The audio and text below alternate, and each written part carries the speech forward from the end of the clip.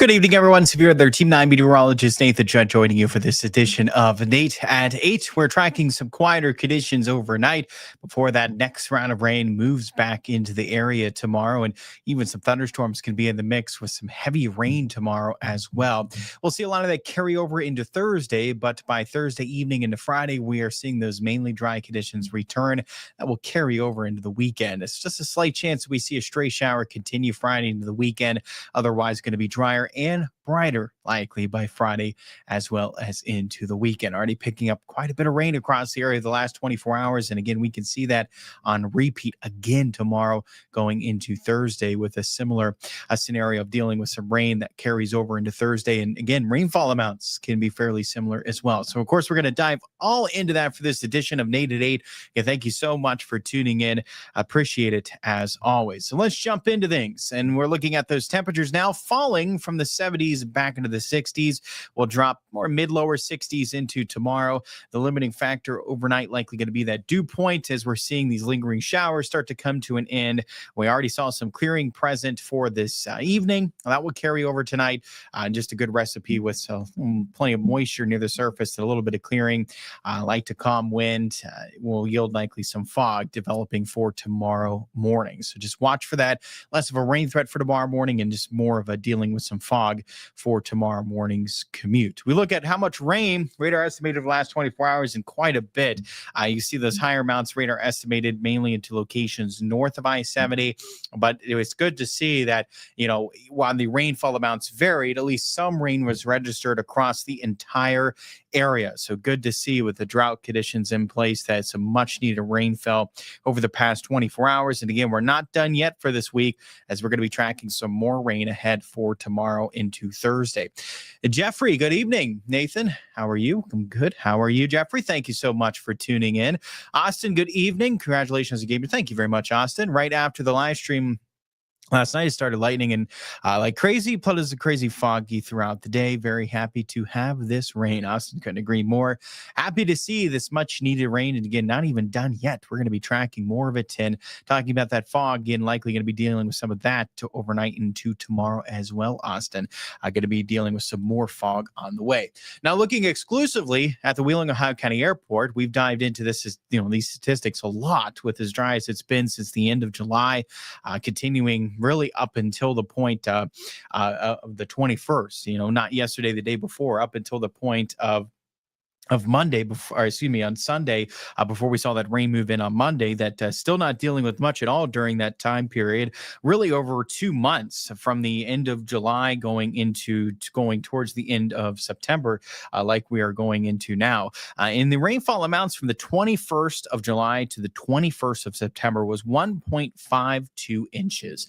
Over the past 24 hours, the Wheeling, Ohio County Airport has picked up 0.94 inches. We've picked up roughly 62% of the total we've had over a 2-month period in a matter of 24 hours. That's quite a statistic to show the change around from this dry pattern to picking up this much rain. And the last time we dealt with dealing over 9/10 of an inch was back into July. The last time we did have a day with earlier into July, we did have manage over 9/10 of an inch during a given day. So, but certainly, quite staggering, just a testament to how unusually wet we were for yesterday and to today with respect to what we've had over the past really 2 months, again, since the end of July. So I just thought that was interesting to note that, we have not seen much. Of course, keep in mind for the whole month of August and what we had so far for September, we had 0.49 inches prior to yesterday. So for the total of most of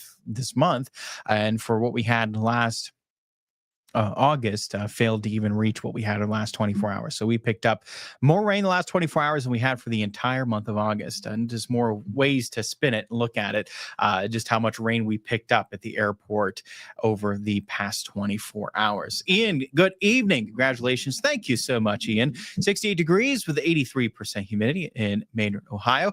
So far this week, we have received 0.94 inches of rain, right on par with the Ohio County Airport. Had a quick quarter inch about 30 minutes ago. Thank you for the report there, Ian. Thanks for tuning in. As always, Appreciate it. All of you. Thank you so much for tuning in to this edition of Nate 8. And again, the rain totals, they're not quite done yet for this week, as we can really repeat close to what we had in terms of the amount of rain coming our way. We can certainly see, just like what we had in the last 24 hours, those pockets of higher amounts on a local scale. But, on a widespread scale, picking up close to, half inch to an inch, where a lot of us ended up over the past 24 hours. We could see that on repeat again as we do look ahead going into tomorrow into Thursday. So, really we can double these rainfall amounts that we had on a widespread scale again tomorrow going into Thursday. So quite a bit of rain. So let's jump into Futurecast and we'll break it down now more hour by hour for you. So as we look ahead going throughout Wednesday, you'll notice that it's starting off, not a whole lot of rain present, but as we progress throughout the morning, this is when coverage will pick back up. So by the time we get into midday tomorrow, this is when to watch as showers and thunderstorm will turn more likely. Jeffrey says, what is the weather for Friday night? I'm wondering, because if it would rain, I would let my band director know to bring the rain jackets. We'll get in that in just a minute, Jeffrey. But it does look like a lot of the rain will be tapering off by then. We'll get to that in a minute. So our Futurecast, as we go throughout Wednesday, again, by the afternoon, it does look like pretty soaking rain going into tomorrow afternoon. So we can start off still fairly dry tomorrow morning. Obviously take that rain gear with you. Keep it handy as we go throughout tomorrow, because while you may be able to get into the drive into work, it's still fairly dry. For the drive home, we're likely dealing with quite a bit more rain. And really for much of the day tomorrow, likely quite a bit of rain is coming our way. By the time we get into tomorrow night, while Futurecast is not showing much, I would still watch for at least some rain continuing during this time period. Some showers continuing going into Thursday, and then more showers to contend with throughout Thursday. Now, notice what happens by the end of the day Thursday, similar to what we had for today, that we can start to not only notice some drier conditions arrive by the end of Thursday, but even a little bit of sun returning by the end of Thursday. So up until that point, probably rather dreary tomorrow, as well as a lot of Thursday. But by Thursday evening can be similar with respect to this evening. We start to notice some sun breaking out, and we start to notice some drier conditions. This will carry over into Friday. So looks like really just a slight chance, Jeffrey, by Friday that we're going to be dealing with any shower lingering. And it would likely be, if we're dealing with that lingering shower, it's likely before we get to our Friday night football game. So I do think that we can get to our Friday night football games dry, Jeffrey. So I think the forecast is going to pan out to where we can see some dry conditions return in time for our high school football games Friday night. And that mainly dry weather that I think we see set up Friday does carry over for the weekend. Maybe a shower or two can't be completely ruled out, but overall it looks much drier and brighter by Friday through the weekend. And at that point, highs are going to start to climb back further into the 70s, closer to 80 degrees. And I think overall pleasant stretch of weather from Friday as we make our way through this weekend. Austin says, very excited to see the leaves changing colors. What's your favorite fall leaf colors? And good question. Love the orange and red to it. Get more of that darker red, or it's crimson red in that orange. It's beautiful. I love the fall foliage. It's gorgeous. Excited to see it. Austin saying, love seeing the red and yellow. Yeah, good choice as well. Just absolutely beautiful to watch the leaves change this time of the year. Makes me feel so lively and colorful for the fall months. It gets excited for that upcoming fall weather, that's for sure. And we should start to see that obviously we're already seeing some of it occur across the area, but in terms of the peak should start to occur here even in the next couple of weeks, 2 to 3 weeks, as we go towards the middle of October, should start to really see that peak fall foliage across the area. The dry conditions leading into this can actually make it occur a little earlier and overall make it a little less vibrant than what it typically is. But we'll see how this recent rain can maybe counteract that. We'll see how that comes into play. It'll be interesting to note, with this recent rain, it went from extremely dry to really very wet here quite quickly for this week. So we'll see how that comes into play for our fall foliage. But yeah, we're already starting to see it. Should start to peak here shortly it'll be within the month, but even going into the middle of October, likely start to see some of that fall foliage begin to peak across the area. So there's a look at the Futurecast again. By the time we get to the end of Thursday into Thursday night into Friday morning, then those drier conditions will likely be returning. Now, in terms of how much more rainfall we can see, we are looking at likely a good half inch to an inch across the area, at least at least. And just like what we saw for yesterday into today, we will likely have those higher amounts that on a more of a local scale. So just like that previous time period, we can see locations pick up over 2 inches of rain, maybe even three. We'll see. We can have some pockets of heavier rain in the mix. We can have some thunderstorms in the mix. It's those locally higher amounts that do pose some concern for tomorrow, again, primarily for the afternoon and evening, where we can get some rounds of some heavier rain within thunderstorms. And it is one thing we'll have to watch for. I do think the cloud cover and rain that we have arriving late morning into midday, continuing through the afternoon, I think overall that we're not dealing with a very high risk for any severe weather. And I think that the bigger thing to really monitor is more so that potential for some localized flooding than that potential for severe weather tomorrow. And that risk then for flooding will subside then by Thursday. That risk will likely shift further towards the east. Now, a reminder, this is a product that's issued by the Weather Prediction Center. And again, you notice that a lot of the area under that yellow or slight portion of the area under the marginal. So if we break down what these categories mean, because it's one thing to look at that, but what in the world does marginal and slight mean when it comes to the excessive rainfall outlook? Well, locations marginal and slight, it's isolated to scattered. So, we're not talking about numerous or widespread flooding concerns. It is more of a primarily localized event, right? We're talking more isolated generally when it comes to that potential for flooding, but it's certainly something we're still going to keep an eye on. So in terms of intensity, a lot of it's limited, primarily affecting places that can experience rapid runoff. When it comes to marginal to slight, most vulnerable are urban areas, roads, small streams, washes. That's the type of flooding we're going to be watching for. And again, a lot of it's likely going to be more limited in intensity, isolated, significant, can't be ruled out. But when we're talking about more significant and dangerous flooding, is when we start to get to more moderate to high risk when it comes to that excessive rainfall outlook. But nonetheless, we are, still keep an eye on this. Just something worth noting. Obviously have a way to get that warning with that rain arriving for tomorrow in the event of a flash flood warning were to be issued. So just have, ways to get that. Obviously, your phone's going to be the best way. Download the Severe Weather T9 mobile app. It'll give you heads up with that rain heading your way for tomorrow. Also give you a heads up when any lightning's detected near you. And of course, any warnings that are issued for your location, it'll also alert you on your phone with the Severe Weather T9 mobile app. So a handy tool to have for tomorrow. And of course, always can check the radar on there as well. We'll be tracking some more of that rain for tomorrow. It'll be handy into Thursday as well. Again, the potential for impacts, I think, really fall off Thursday, but it's still handy to have to track some of those lingering showers going throughout Thursday before we dry up likely Thursday night to Friday. Just that slight chance again going into the weekend that we may spot another shower or two. Those high temperatures, more mid-lower 70s the next couple of days, can even trend a little cooler with respect to today into Wednesday and Thursday. And then we're back mid-upper 70s Friday, closer to 80 than by the weekend. And we'll hover around that 80-degree mark likely into early next week.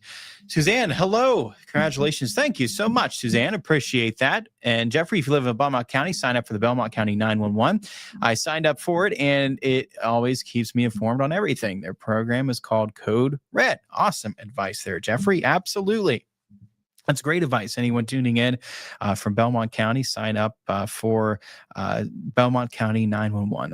It sounds like a great tool to have. So definitely, Jeffrey, thank you for chiming that in. Yeah, it sounds like an amazing tool to have to sign up for Belmont County 911. Keeps you informed on everything. Program called Code Red. Very cool. Thank you for chiming that in, Jeffrey. And again, thank you all so much for tuning in. I appreciate it as always. Coming up here over the next couple of days, I'll be heading out to the Barnesville Pumpkin Festival. We got a big event coming up in the next couple of days. Now, of course, the official kickoff is going to be for Thursday with the ribbon cutting. Now, tomorrow's the weigh-in, so the big the big weigh-in. We get to see, the King Pumpkin. How big is the King Pumpkin going to be for this year, and how much of the weather has affected the growing of these big pumpkins? It's gonna be interesting to note. But the weigh-in tomorrow, I believe between about 6, 9 o'clock into the evening. So I'll be heading down to Barnesville when we'll be doing some live hits during News 9 Live at 5. And then we'll also be going live again, going into the 10 o'clock hour to News 9 at 10 on Fox 9 to give you the breaking news of how heavy was the King Pumpkin and who had the King Pumpkin for this year at the Barnesville Pumpkin Festival. And then on Thursday, I'll be back there for the ribbon cutting. For News 9 Live at 5, the big ribbon cutting kicking off to, the festivities in Barnesville, and then also going to be just talking about, things to watch for throughout the Barnesville Pumpkin Festival, things to be able to do, check up on some of the awesome everything pumpkin that is at the Pumpkin Festival. Jeffrey says, my best friend Ella got the Pumpkin Queen at the festival. Very cool. Awesome. That's cool, Jeffrey. That's really cool. Awesome. Good to hear that. Excited to get down to the Barnesville Pumpkin Festival. So I'll be down there. You can see it. Stay tuned with meteorologist Emma Keegan. We'll keep you guys updated going throughout Wednesday and Thursday as we down covering some of the festivities of the Barnesville Pumpkin Festival over the next couple of days. And then come Friday is our high school football, right? We're streaming high school football games Thursday as well as Friday night. We got some high school football action for both of those evenings. So our next edition of Nate at 8 will be on Monday. So until then, I hope everyone has a wonderful rest of the week. Again, we get through a couple more days of some dreary, wet days, but needed rain, right? By the time we get into the weekend, then that more pleasant weather will return in time. If you have plans to go to the Barnesville Pumpkin Festival, by the time we get to the weekend, I know a lot of people go Saturday with the parade, which is, certainly noteworthy. If you haven't seen the parade at the Barnesville Pumpkin Festival, a lot of people go. It does get very busy, but it is a good day to go because the parade is something else to see. I believe they usually have close to, if not over 300 entries. It always is it's a bit of a shock if you've never been, just how big of a parade that they have for the Barnesville Pumpkin Festival. But there's a lot. They got a lot of entries for the parade, so it's pretty cool to see. If you're going down Saturday, the weather looks nice. Even Friday, later on in the day, Friday or even Sunday, as the festivity starts to wrap up. It should be nice for that 3-day stretch. All right, everyone. Thank you so much for tuning in. You can catch me coming up News 9 at 10 on Fox 9, News 9 tonight at 11. And as always, that next edition of Nate at 8 going into next Monday. Up until then, again, stay tuned with meteorologist Emma Keegan over the next couple of days as we'll be heading down to the Barnesville Pumpkin Festival, and I'll be back Friday to keep you guys updated on that weather going through the weekend. It's a pleasure as always. Have a wonderful rest of the week and weekend. I'll see all of you on the next edition of Nate at 8.